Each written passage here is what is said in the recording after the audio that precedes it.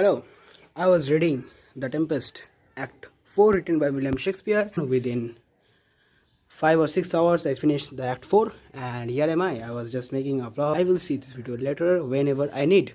So, here am I. I have just read from today, and now it's afternoon, as you can see outside.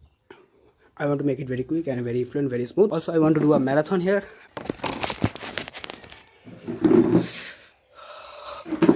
The best thing is that it is summertime, and here it is summer, as you can see. Summer afternoon in India, almost near the equator. This is the equatorial region, and here I am making videos. I have no script, I have nothing. I have just read a book, The Tempest Act 4. First of all, Miranda and Ferdinand are already engaged. They already love each other. So it was already revealed that Ferdinand loved Miranda and Miranda also loved Ferdinand. So Ferdinand and Miranda was already engaged, and here their ceremony is going on. Prospero is very aware of his magical things and all the sanctities, all the rules of the marriage system in that lonely island. Prospero is telling Ferdinand about all the rituals, all the rules that he has to follow. Hymen is the god of marriage. There is a right way for the marriage to happen on that lonely island according to the rituals as Prospero believed. And then Prospero suddenly remembers that he has to show some magical skills to his damad, to Ferdinand. Juno, Ceres, and those gods and the goddesses come on a chariot. Juno, Ceres, and Iris and all their deities come, the gods of marriage, the gods of productivity. And then he suddenly remembers there's the plot that Caliban made with Stefano and Trinculo just before Act 4. He orders Ariel, whom he had just introduced to Ferdinand few minutes ago, and he tells him to go and do his tasks for a certain time, and then after that he will let him free. So Ariel does his work as said by his master Prospero. In the scene before, maybe on Act 3 or 2, he ordered Ariel to bring or to lure those three drunk people, heavily drunk people, those Trinculo, Stefano and Caliban, to drunk into the pool just behind the camp of Prospero. So Ariel lures them with the help of his music and other stuffs. In fact, in a musical way, in a magical way, maybe he used his drums and other musics to lure them to in that dirty pond which was covered with soil. The pond was very much dirty, and all those three drunk people was brought there by Ariel magically, and also other spirits were there. Other spirits and Ariel was working under Prospero, and Prospero had promised Ariel that after all the work was done, after the enemies were under his control, under his mercy, then Prospero would let Ariel free to move wherever he wants, full freedom. Prospero asks where they are, where those three people are. So Ariel tells him that they are on the pond, and Ariel brought those three people from such a way that they had to step on thorny bushes and their legs were pinched, and as they were in the dirty pond, so they were full wet and they were also dirty. They had a bad smell on their nose.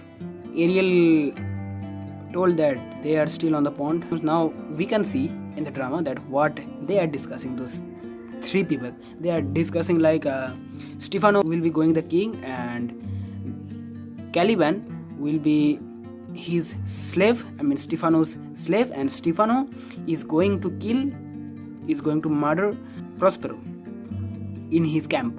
So the ugly monster, Caliban, he is going to be the slave of Stefano, and Trinculo will be under Stefano. He will just serve the king, not as a servant but some allies or something.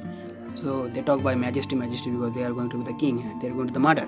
And when they come out of the pond, but as they were drunken, so they were talking like they were dizzy, they were a little bit dizzy. Stefano and Trinculo were blaming Ariel because Caliban said Trinculo and Stefano that Ariel was harmless, but Ariel was the only one who brought them into that pond through such a way which was covered by thorny bushes, and it was really painful.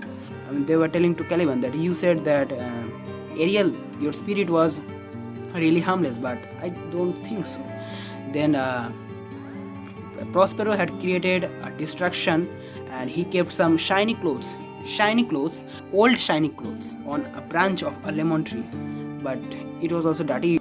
Then Caliban says to them that please don't make any noise, we are very near to the camp of Prospero and Miranda, so it is the time to kill him. And then Stefano and Trinculo were so drunk, they say to Caliban that it is a great loss for them to leave their bottles of alcohol into that pond, a more huge loss than the loss of the kingdom. And then Caliban requests that what you are going to do is much more than that, and please be favorable to me, like this, like etc, etc. And now the distraction comes. Those old shiny clothes that Prospero kept on the lime tree, on a branch of lime tree. First Trinculo spots it and he wore. Then Stefano said, no, you are not wearing that, you give me. Then again Trinculo said, no majesty, I will keep it. So the distraction is on. Trinculo somehow cracks a joke, good witty joke, and then Stefano says when he will be the king, he will praise him for that joke, he will praise Trinculo for the joke. And then Caliban again repeats that you are doing all wrongs now, you are being distracted, please focus on what are you going to now. Our main focus should be on murdering Prospero. But Stefano disagrees because he was drunk and he doesn't listen to Caliban. As Trinculo cracked a joke, he offered 2 more those shiny clothes. All those clothes were taken, and they say Caliban to carry those clothes, those 3 clothes. So Caliban at first he didn't agree. Then Stefano ordered him to carry, because otherwise he will force Caliban to get out of his kingdom. So Caliban had to do that, and Caliban did that, and then they went to murder Prospero. And Prospero used his magical skills and Ariels and all other spirits transformed into dogs, into wild creatures, and they just ran behind them, and those 3 people were driven off. This phrase was used in the description of the Shakespearean language of The Tempest by Shakespeare. Stefano, Trinculo and Caliban was driven off by those shipped spirits. The spirits were shipped into wild dogs and cats, wild creatures, and they just went away. They were driven off. And so everything was clear. And then Prospero says Ariel that the spirits who are driving off, who are chasing those 3 people, are going to be very much merciless, and they should give such pain to those 3 people such that their joints hurt involuntarily and their muscles cramps like the old people, and to pinch them in such a way that more spots occur on their body as there are spots on a leopard or on a wild cat, quote unquote. These things were written in the Indian explanation of Shakespearean language of The Tempest. And then Prospero says to Ariel that all my works are almost done, all the enemies are under his mercy, and he will let Ariel free after a few moments. Up to then, Ariel just have to work for him, and that's when the Act 4 ends.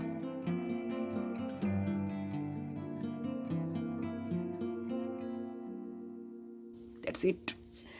I have to see something more is there at the end or not. Wait,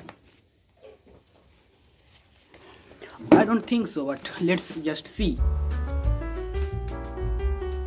Okay, so they were also roaring. Ariel says, hark, they roar. So they are shouting, those 3 people, Trinculo, Stefano and Caliban. They were shouting with shouting of pain. Then Prospero says, let them be hunted soundly, mercilessly be hounded. So they just cry out, they scream. At this hour lies at my mercy all mine enemies. Shortly, all enemies are under his mercy. Shortly shall all my labors end. After a certain time, after a short period of time, all his works are going to end. All his magical works are going to end. The tempest. All his magical works are going to end, and shalt have the air at freedom. The air will be at freedom. I mean the spirit, who is Ariel, will be having freedom after a certain time. For it will follow and do me service. For a short more time, serve for me.